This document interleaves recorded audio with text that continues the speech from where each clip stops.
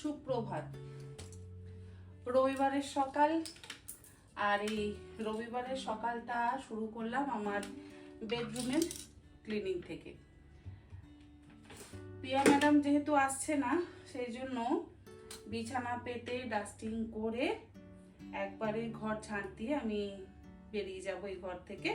তারপর বাসন মাজবো, বাকি ঘরগুলো ঝাঁট দেব।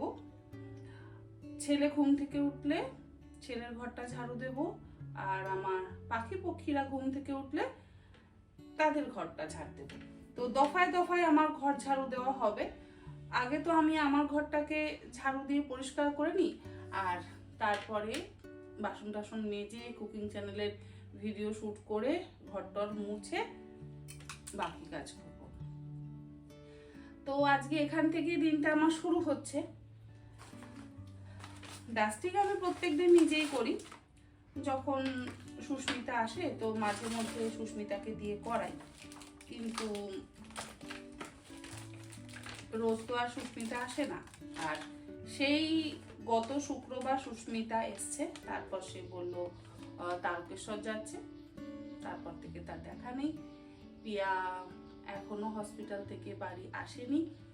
আমাদের ফোন করেছিল যে বৌদি তুমি লোক দেখে নাও, আমি আর কাজ করতে পারবো না। বুঝলাম এটা ওর অভিমানের, আমাদের সাথে নয়, ওর পারিবারিক কিছু সমস্যা হয়তো। তো আমি বললাম যে ঠিক আছে তুই আয়, তারপর দেখছি। শুভ্রা পারমিতা ওরাও বলেছে, কারণ সমস্যা তো সকলের পরিবারেই আমাদের হয়। অসুস্থ হয়েছে আর এই সময় আমরা ওকে ছাড়িয়ে দেব, অন্য লোক রাখবো, সেটা তো সম্ভব নয় না।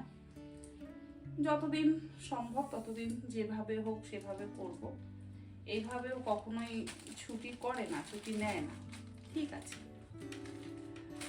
হ্যাঁ অসুবিধা অবশ্যই হচ্ছে, কারণ কাজের প্রেশারটা তো অবশ্যই বেড়ে গেছে।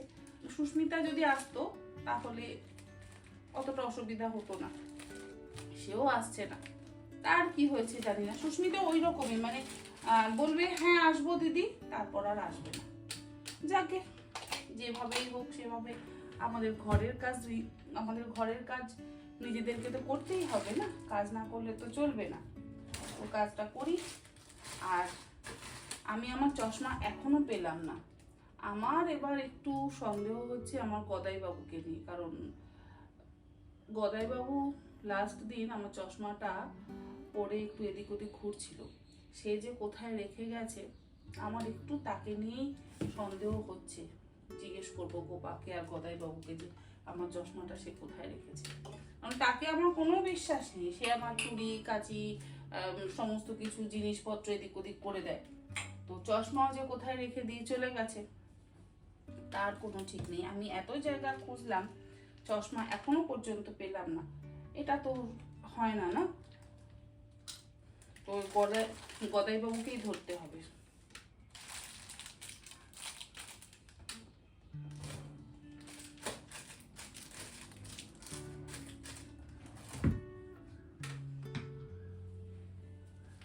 চুপচাপ সে যে কি কি কাজ করে চলে যায় তার কোনো ঠিক নেই।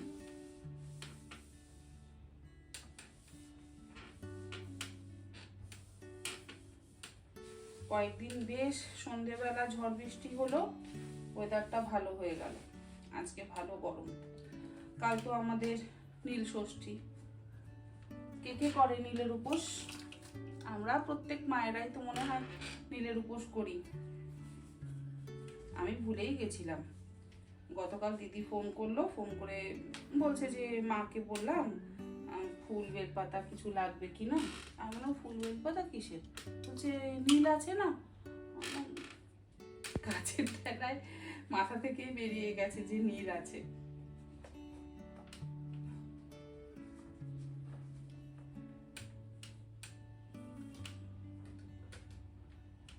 পরপর এই দুটো উপোস পরে, একটা অশোক ষষ্ঠী আর একটা নীল ষষ্ঠী। তবে এবারে বেশ কিছুদিন গ্যাপ হলো অশোক ষষ্ঠী আর নীল ষষ্ঠীর মাঝখানে।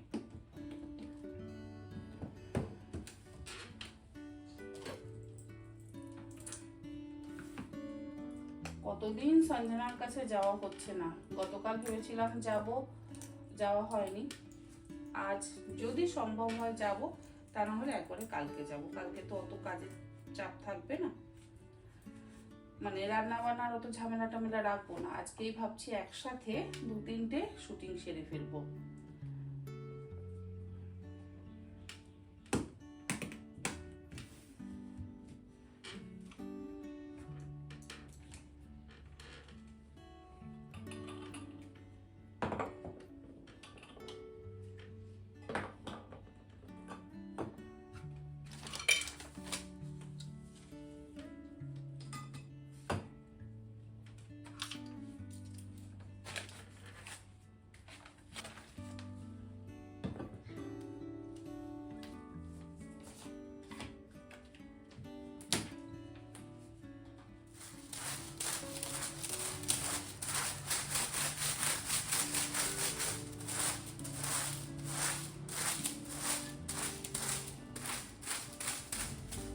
আমরা প্রত্যেকেই হচ্ছি অভ্যাসের দাস।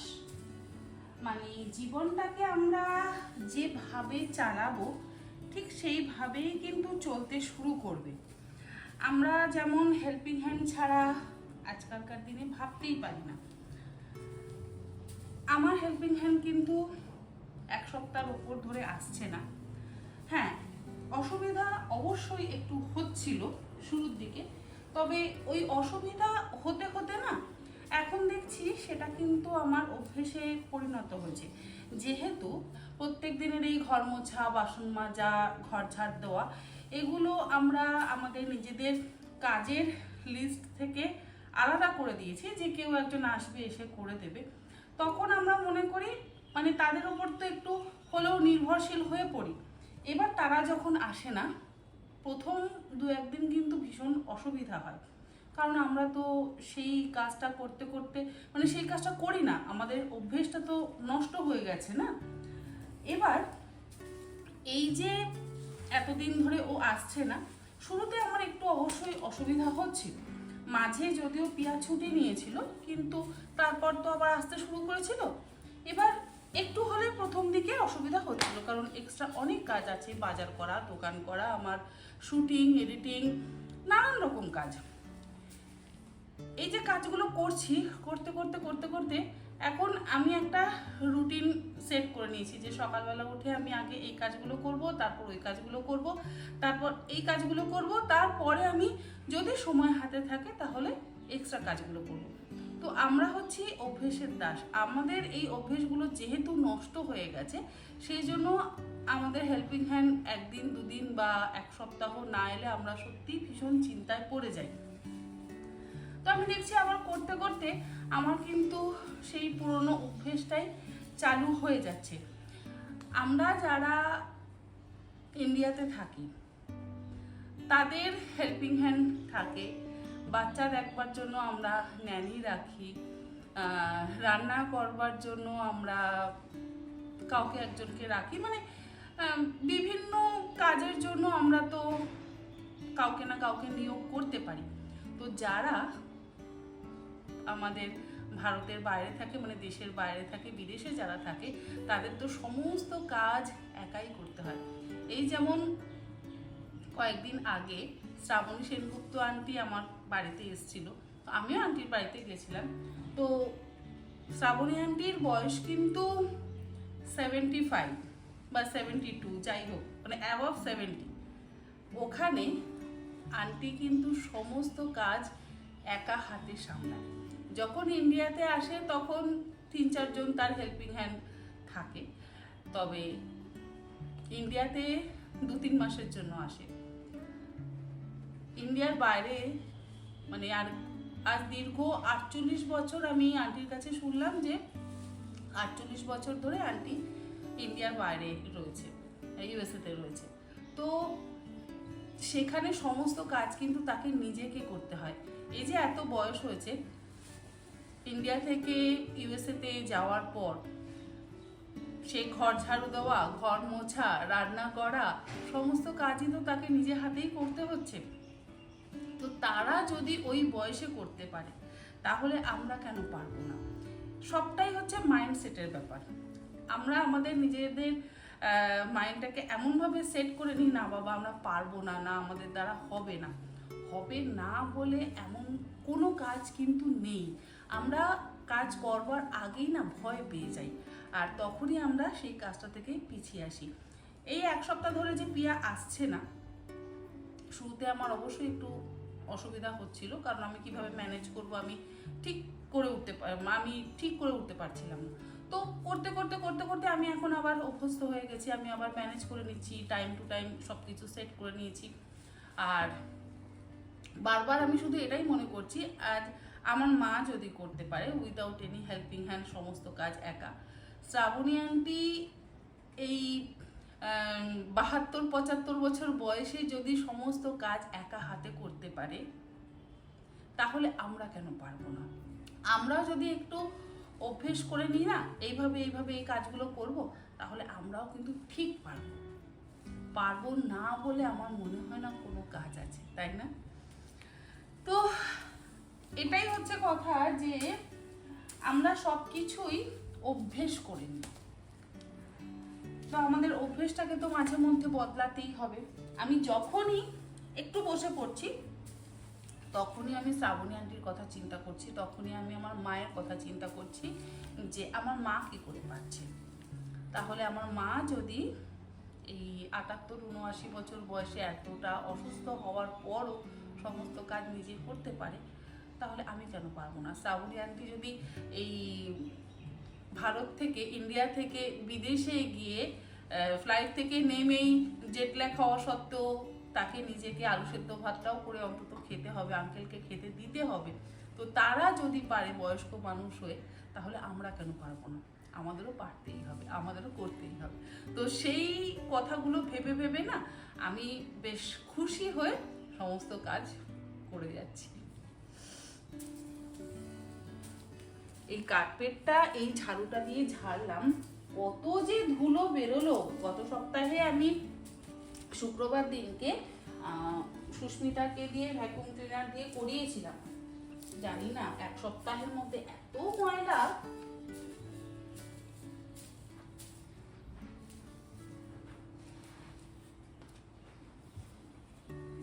আমরা আমাদের নিজেদের অভ্যেসটাকেই নিজেরা নষ্ট করে ফেলেছি, পুরো অভ্যেসটাকে নষ্ট করে ফেলেছি। আর যেহেতু অভ্যেসটাকে নষ্ট করে ফেলেছি না, সেই জন্য আমরা ভাবি ওরে বাবা হেল্পিং হ্যান্ড আসছে না, তাহলে আমরা কিভাবে সামলাবো।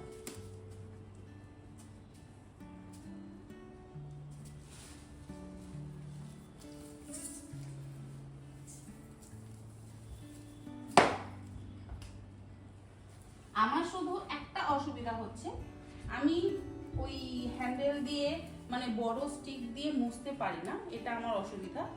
আর দিল্লিতে গিয়ে আমি পড়ে গেছিলাম, তো এই হাঁটুটাতে খুব লেগেছিল, সেই ব্যথাটা এখনো আছে। তাই মাটিতে ওইভাবে মুছতে গেলে, মানে যখন ঘরটা মুছছি না, তখন একটু ব্যথাটা হচ্ছে।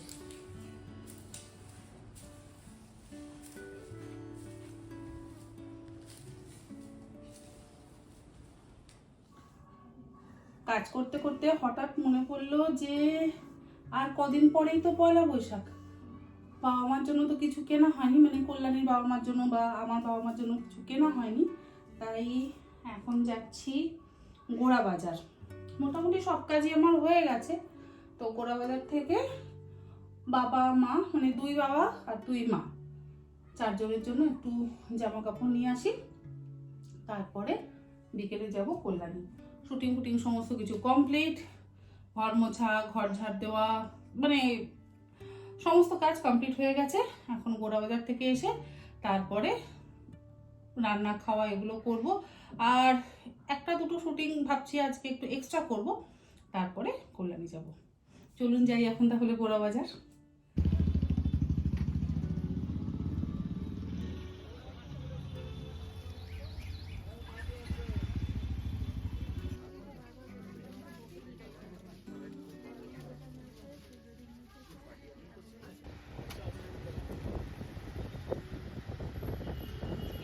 সোসাইটিতে ক্রিকেট টুর্নামেন্ট হচ্ছে।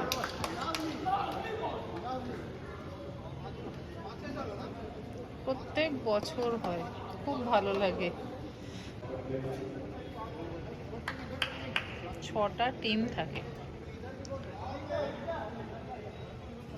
এখন 2টো টিম খেলছে। আমি অবশ্য দেখার সময়ও পাইনি, কিছু করারই সময়, মানে red, pink, green, yellow, purple, blue, এই 4টে টিম। আমি সত্যি একবারও দেখার সময় পাইনি, এই এতক্ষণে বাইরে এসে একটু দেখছি।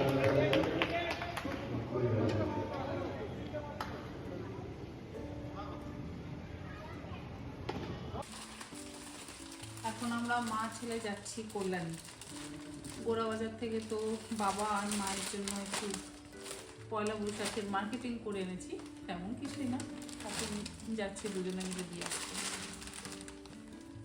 দেখ জার্সিগুলো পরে খুব সুন্দর লাগছে সকলকে দেখতে। আসল ম্যাচ বলে ভালো লাগবে। হ্যাঁ, এরপরে যখন ট্রফিটা পাবে তখন উত্তেজনা, এভরি ইয়ার এই ট্রফির উত্তেজনা। কোনটা দে, সোমনাথ কোন টিমে? গ্রিন টিমে। এই ব্যাগটা খুলে দাও, ব্যাগটা পেছনে দিয়ে দাও। কোন ব্যাগটা পেছনে তোমার দেবো? এই ব্যাগের আমার ব্যাগ তো কোলে। আমার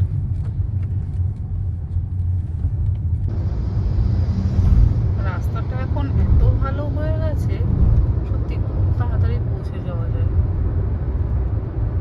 মোটামুটি 40 মিনিটে পৌঁছে যাবো না? হ্যাঁ, লং ড্রাইভের জন্য তো ভালো।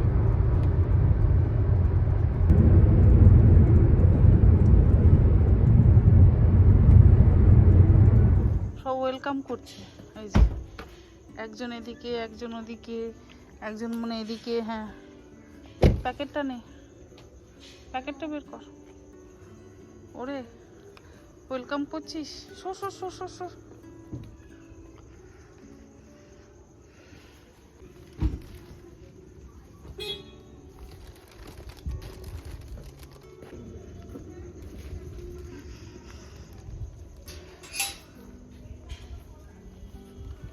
গাছটা কি বড় হয়ে যাচ্ছে, তো বিশাল বড় হয়ে যাবে।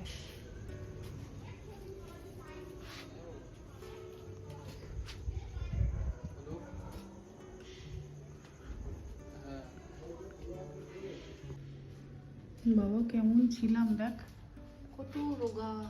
কবে যে আবার এরকম রোগা হতে পারবো জানি না, আর হতে পারবো কিনা কে জানে।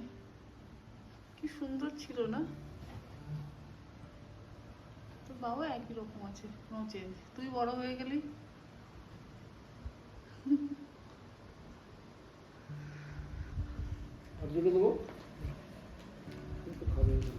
বাবা এই বিস্কুট খেয়েছে, এই রান্না। তো আসছি, আমাকে জানাবি তো? হ্যাঁ, আমি বাড়িতে বসে আছি। হ্যাঁ, তুমি তো শুকিয়ে কেন যাচ্ছ? শুকিয়ে যাচ্ছি। দাদু ভাই ঠিক আছে তো? তুমি না এটা নাইটি পাঞ্জাবি না, দেখো তোমার পছন্দ হয় কিনা, তোমার সাইজে হয় কিনা। খুব ভালো হয়েছে। এটা কি পাজামা? না না, দেখো খুলে দেখো। নরম, এই বিকেলবেলা পরে টোরে পার্কে যাবে, হাঁটতে যাবে। আর ওটা একটা দাদু ভাই দিল, একটা আমি দিলাম। বাবা তোমার কি সৌভাগ্য। ভালো একটা? তোমাকেও একটা দাদু ভাই দিল, একটা আমি দিলাম। দিচ্ছ আজকাল সবাইকে? বাহ, পয়লা বৈশাখ তো তাই। পয়লা বৈশাখ।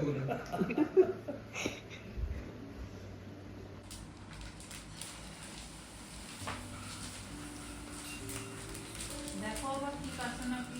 কলার মতো কলার এ তো বাড়িতে পড়বে।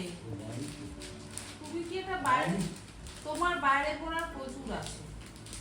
তা বলছি না। বাড়িতে এই স্যান্ডো গেঞ্জি গুলো না পরে এইগুলো পরবে। না না, তাও স্যান্ডো গেঞ্জি পরবে। স্যান্ডো গেঞ্জি না পরে এগুলো পরবে। বাড়িতে তো এগুলো পরাই যায় গরমের দিনে। হবে না গায়ে? হ্যাঁ, এটা তো হয়। হ্যাঁ ঠিক আছে তো। দাদু তো তুমি পরে বাজারেও এরকম যেতে পারবে। তুমি তো পড়ো এরকম টাইপের। পরে এগুলো বাজারেও যেতে পারবে। হ্যাঁ, সব চল। ঠিক আছে এটা? হ্যাঁ, এটা নতুন একটা। তুমি তো এটা পছন্দ কলারওয়ালা তো কলারওয়ালা তো প্রচুর পড়ো তুমি, কলারওয়ালা অনেক আছে তোমার কলারওয়ালা। পিচ্ছি। কিন্তু আগেই বলে দিল কলারওয়ালা পিচ্ছি গেঞ্জি। আর পিত্রি। তুমি তো পছন্দ করো পিত্রি, কিন্তু শুরুতেই বলে দিল কলারওয়ালা নেই। বুঝলে মা? পাঞ্জাবি অপছন্দ কিন্তু কলারওয়ালা গেঞ্জি পছন্দ। তা এটা পছন্দ হয়েছে? হ্যাঁ, ঠিক আছে। হ্যাঁ? ঠিকই আছে। দুটোই একই, কালার আলাদা। ও, দুটো এক। দুটো একই। তাহলে কি একটা বদলে দেবো? এই ভালো, বদলে দেবো? এই ভালো। তাহলে দাও, ওটা বদলে দিই। বদলে কি করবো? ওটা পাঞ্জাবি করে দেবো? পাঞ্জাবি? হ্যাঁ, কলারওয়ালা তো- কলারওয়ালা? আচ্ছা ঠিক আছে। পিচ্ছি নিয়ে আসবে, কলারওয়ালা পাওয়া যাবে? দেখবো পিত্রি কলারওয়ালা। কোন রংটা পছন্দ তোমার? ওইটা বেশি পছন্দ? হ্যাঁ, এটা ভালো রঙ। তাহলে এটা চেঞ্জ করবো, তাই তো? আছে তো। এটা চেঞ্জ করবো তো? কালচে না, তোমারই পছন্দের কালার এগুলো। ঠিক আছে, কি এটা কালার চেঞ্জ গো? ওই অ্যাশ কালার। ও, তোমার যেটা পছন্দের কালার এগুলো। এবার দেখো তুমি ওইটা নেবে না এইটা নেবে? এই কালার তো নেবো। ওই কালার নেবে এটা তো? নেবো। এটা নেবে না তো? তাহলে এটা চেঞ্জ করে কলারওয়ালা করে। ঠিক আছে। যদি পেলে তাহলে আমরা তো এই যে কি হলো? তুই তো খরচা আছে। এই তো ব্যাগ। ওই যে ব্যাগ, বাবা এই ব্যাগও তো বহু পুরনো। হ্যাঁ, ব্যাগের মধ্যে আছে। এই ব্যাগও তো বহু পুরনো ব্যাগ, বাবা রে বাবা। দেখো চেন লাগানো আছে, যেমন তেমন নয়। দেখ চেন এখনো ঠিক কত আছে। বছরের পুরনো ক্যামেরা বেরোচ্ছে। ব্যাগ বাপরে। বাটার ব্যাগ, কত বছরের পুরনো ব্যাগ থেকে কত বছরের পুরনো ক্যামেরা বেরোচ্ছে, তুই দেখ। এইগুলো ব্যাগ না। হ্যাঁ, এটা একটা ক্যামেরা, এটা একটা ক্যামেরা। ওটাও একটা ক্যামেরা। একটা ক্যামেরা। এই কেন এটা হচ্ছে জাপান, কেন ক্যানন। কেন না? এটা তো ক্যানন তো। ক্যানন। এই যে ওই দেখ, ক্যানন। এখন অ্যান্টিক হয়ে গেছে রে। Wow. আমি তো সেটাই বলছি, এটা আমি ওই জন্য বলছি নিয়ে যাব। এটা একদম পুরো আলাদা জিনিস, তুই দেখ। ওয়েট কত? আমার বাবার ক্যামেরাটা তো বাবা কোথায় কাকে দিয়ে দিয়েছে। কাকে সে দিয়েছে? বহু, সে আগে মানে সঙ্গে সঙ্গে ওই ফিল্মগুলো বেরিয়ে যেত, ওইরকম সে চৌকো বাক্স। হ্যাঁ, চৌকো বাক্স। হ্যাঁ, ওরকম কাঠের মতন চৌকো বাক্স ওগুলো ছিল। কাজ করছে। এখনো কাজ করছে? ওই দেখ। এই যে এই যে কাজ করছে, দেখো। এই যে তোর দাদু ফটো তোলা খুব শখ ছিল। ভারী কি? ভারী কত ভাঙা করছে, প্রত্যেকটা মেটাল তো ভেতরে পুরো মেটাল। মেটাল। পুরো metal। আরেকটা আছে ক্যামেরা? হ্যাঁ, আরেকটা আছে। কই? এইটা কই? হ্যাঁ, এটা তো aperture। হ্যাঁ, বাস। আমার তুই এই যে আরেকটা, বাবার স্মৃতি। এটা এই যে প্র্যাকটিকা। হ্যাঁ, প্র্যাকটিকা, নামটাই মনে নেই প্র্যাকটিকা তোমার। হচ্ছে আরেকটা। এই বাবা এই গলায় ঝুলিয়ে ঘুরে বেড়াতো আমার বিয়ের সময়। ক্যামেরা প্র্যাকটিকা। SLR এটা camera. SLR, single reflector SLR. এই যে এসএলআর সিন এই লেন্স চেঞ্জ করে আবার নতুন অন্য লেন্স লাগানো যায় এখানে। এই দেখো, ও বহু পুরনো। এটা কত বছর? হ্যাঁ এটা কত বছরের? এটা হ্যাঁ, এটা মানে আরেকটু বেশি। আর একটু বেশি মানে? আমার বিয়ের পরে তো সব কিনেছো। এটা 53-54 বছর হবে। তাই? হ্যাঁ, না, এটা তো বিদেশি ক্যামেরা, জার্মান। হ্যাঁ। তোর বাবা মাঝে মাঝে কলকাতায় এই যেতে যে জানিস তো? প্র্যাকটিকা দেখো, কলকাতায় যেখানে ক্যামেরা পাওয়া যায়, কি বাজার যেন একটা আছে? রাধা বাজার না কি কোন বাজার? রাধা বাজারে তো ঘড়ির এটা জন্য। one of the first SLR। এটা ফার্স্ট এসএলআর মনে হয় না? এটা one of the first SLRs এর তোর মধ্যে। বাবার শখই ছিল ফটো তোলা। এই লেন্স করা যায়, আর কারো যদি হাতে দেখলে একটা অন্যরকম হ্যাঁ, ক্যামেরা না, ব্যাস। এর সঙ্গে সঙ্গে গিয়ে সঙ্গে সঙ্গে জিজ্ঞেস করা হয়ে লেন্স যায় করা যায়, কি ক্যামেরা কি কি এই অন্য লেন্স লাগানো যায়। হ্যাঁ। এটা জ্যাম হয়ে পুরো দাম হয়ে গেছে। এটা মনে হয় এই তো রাস্ট পড়ে গেছে। হ্যাঁ, এটাকে আর ঠিক করা যাবে না, না? হ্যাঁ ঠিক করা যাবে। যাবে? হ্যাঁ, ঠিক করা যাবে, কিন্তু এটা সেই ফিল্ম ছাড়া ছবি উঠবে, হ্যাঁ। ফিল্ম লাগাতে হবে। আচ্ছা আচ্ছা। 35 ফিল্ম, এটা 35। আগে যত এটা 35? হ্যাঁ 35।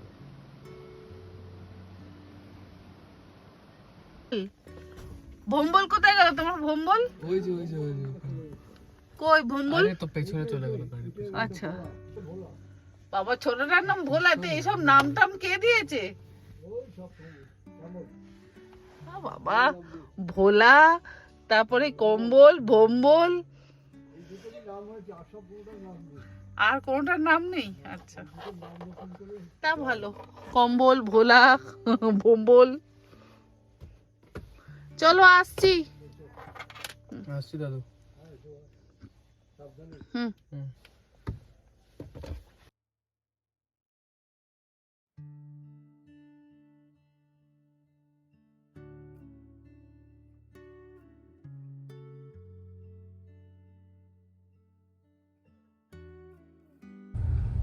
গোপাকে না এখন একটু ফোন করবো, গোদাই বাবু আমার চশমাটা নিয়ে কোনো কিয়াথারা করেছে কিনা, করো। গোপাকে ফোন করি। লাইট টাইট জ্বলছে, এখন সব খেলা খেলছে, ফি দেওয়া হচ্ছে, কে জিতলো কে, একটু দাঁড়া দাঁড়া দাঁড়া দাঁড়া দাঁড়া দাঁড়া দাঁড়া দাঁড়া দাঁড়া।